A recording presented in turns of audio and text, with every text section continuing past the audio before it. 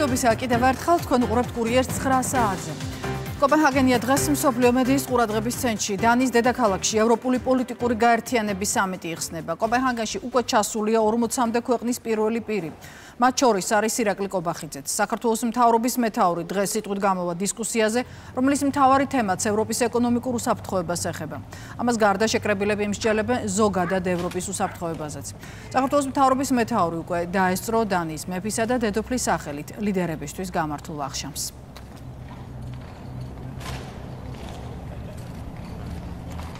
პრემიერ-მინისტრს ექნება საშუალება მონაწილეობა მიიღოს მრგვალი მაგიდის ფორმატში ევროპულ ლიდერებთან ერთად დისკუსიაში, რომელიც შეეხება ეკონომიკას, ევროპის დამოკიდებულებებს ეკონომიკის მიმართულებით.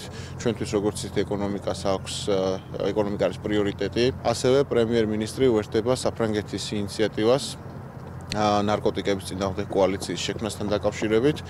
ამასთან დაკავშირებით, როგორც მოგეხსენებათ, საქართველოს ხელისუფლება ძალიან აქტიურად მუშაობს, განსაკუთრებით შინაგან საქმეთა სამინისტრო, რომელმაც ბოლო თვეების განმავლობაში უპრეცედენტო რაოდენობის ნარკოტიკი ამოიღო. დიდ ბრიტანეთში უცხოური გავლენის რეგისტრაციის სქემა ამოქმედდა. გამკაცრებული ზომები უცხოური პოლიტიკური გავლენის წინააღმდეგ არის მიმართული. როგორც განცხადებაში აღნიშნული, დიდი ბრიტანეთის მთავრობამ ეს გადაწყვეტილება იმის უზრუნველსაყოფად მიიღო, რომ დემოკრატია მიმუშაოს არა მტრულად განწყობილი აქტორების, არამედ მშრომელი ხალხის ინტერესებიდან გამომდინარე. 1 ოქტომბრიდან დიდ ბრიტანეთში უცხო სახელმწიფოების სახელით მოქმედ პირებს, რომლებიც რეგისტრირებული არ იქნებიან, სისხლის სამართლებრივი სანქციები დაეკისრებათ. ან შესაძლოა 5 წლამდე ვადით თავისუფლების აღკვეთაც მიესაჯოთ.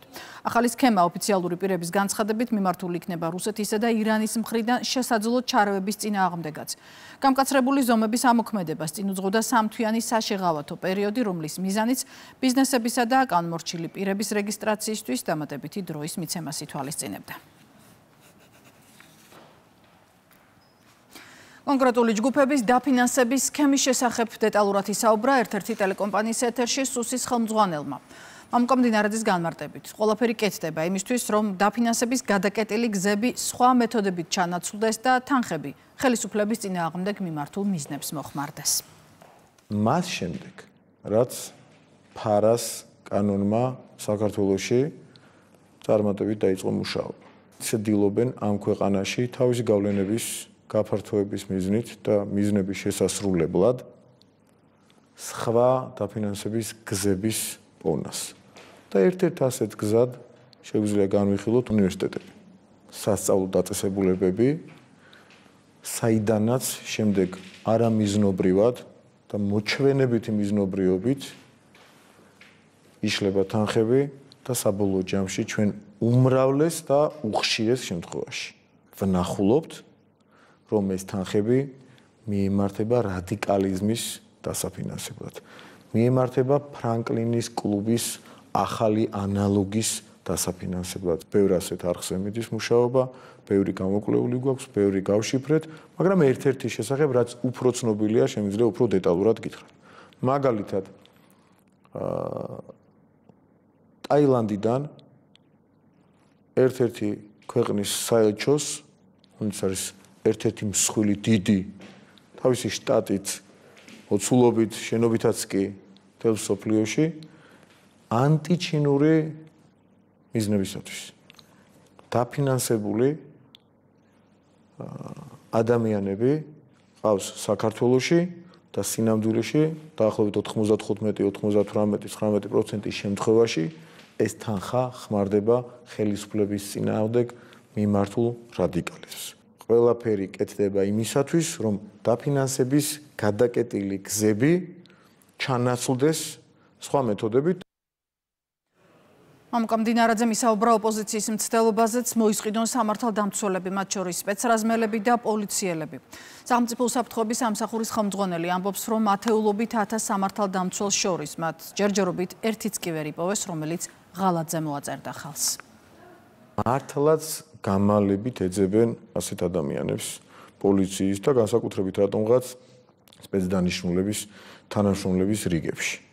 მათ შორის პირდაპირ გეტყვით, რომ იმ ადამიანების რიგებში, რომლებმაც მაგალითად ზვიად ხარაჯისთან ერთად დატოვეს სპეცდანიშნულების რიგები, მათშიც ეძებენ, მაგრამ ძალიან გაუჭირდებათ ყველაზე რბილად რომ ვთქვათ, ისეთი ადამიანის პოვნა ამ ხალხის რიგებში, რომელიც ღალატზე ხელს მოაწერს რაღაც თანხებს ასახელებენ 200.000-ის თუ 400-ის თუ მილიონის თუ ნებისმიერი თანხის სანაცვლოდ.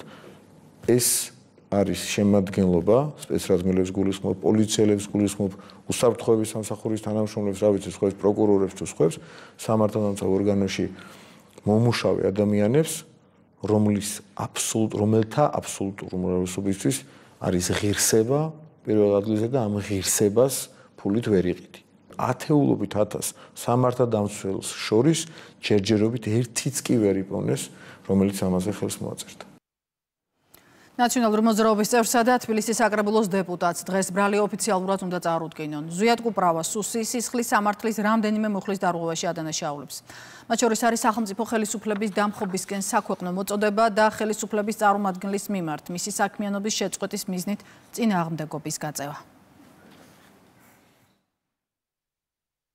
შეუძლებელია ადამიანებს აკავებდე ჰიპოთეტურ განცხადებებზე, რომელსაც არ მოყვება არანაირი ფაქტობრივი მტკიცებულება. ხელისუფლებას ეშინია 4 ოქტომბრის, ეშინია ქართული ხალხის ერთიანობის, ეშინია იმ შიშის გატეხვის, უიმედობის, უპერსპექტივობის დამარცხების, რომელსაც თავად დიდი ხანია ხელს უწყობს, რომ ნორმა ჩამოყალიბდეს ჩვენ საზოგადოებაში. ჩამოიხსნეს ნიღბები, აჩვენეს თავისი ხელები, რომელიც იდაყვებამდე სისხლში აქვთ. ეს არის ხელწერა, რომელიც ნაცმოძრაობას ახასიათებს და მეორე მახასიათებელი საგანგებოდ მნიშვნელოვანი. მოიხსნეს უკვე ნიღბები.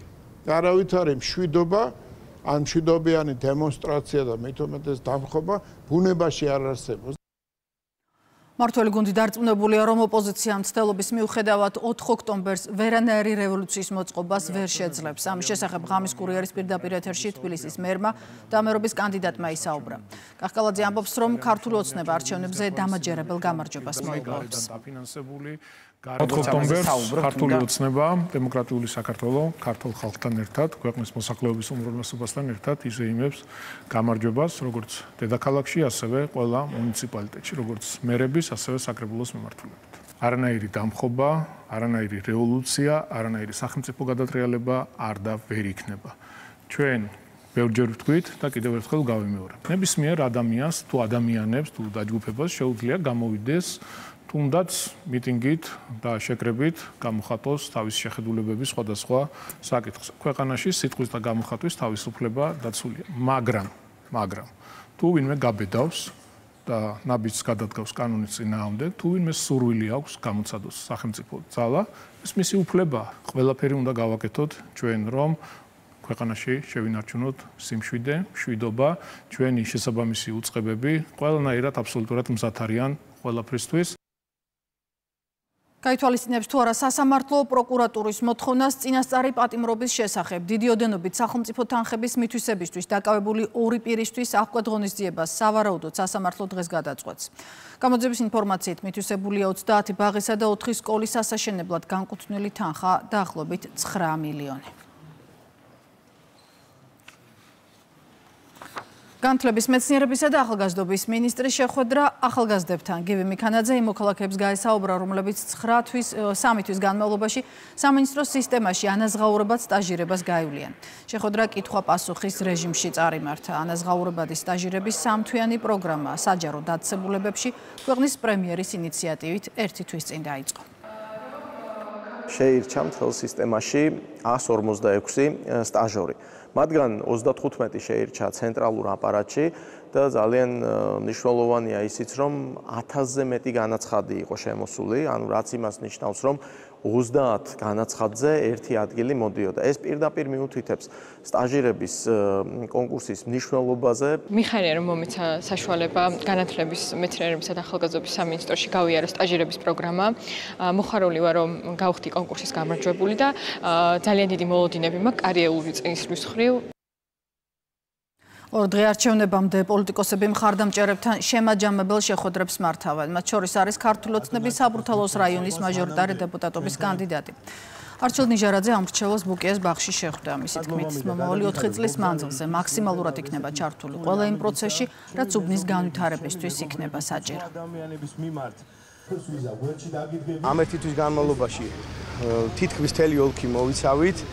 გავიგეთ ჩვენი ხალხის საჭიროებები, რა თქმა უნდა, ამ 4 წლის განმავლობაში დავპირდით ჩვენს მოსახლეობას, რომ მაქსიმალურად ვიქნებით ჩართული და მაქსიმალურად იქნება მხარდაჭერილი ყველა ის პროცესი, რომელიც ჩვენი ქალაქის განვითარებას და გალამაზებისკენ იქნება მიმართული. ძალიან მიხარია, რომ ამდენი ადამიანი იყო მოსული და მათ ვესაუბრეთ იმაზე, რომ თუ რამდენად მნიშვნელოვანი არის, რომ 4 ოქტომბერს გამოცხადდნენ საარჩევნო უბანთან ჩვენი მხარდამჭერები. ძალიან მნიშვნელოვანია, რომ ჩვენ და ქართულმა ხალხმა ერთად მივიდროთ 4 ოქტომბერს და მხარი დაუჭიროთ ქართულ ოცნებას და მაჟორიტარობის კანდიდატს და ბატონ კახი კალაძეს.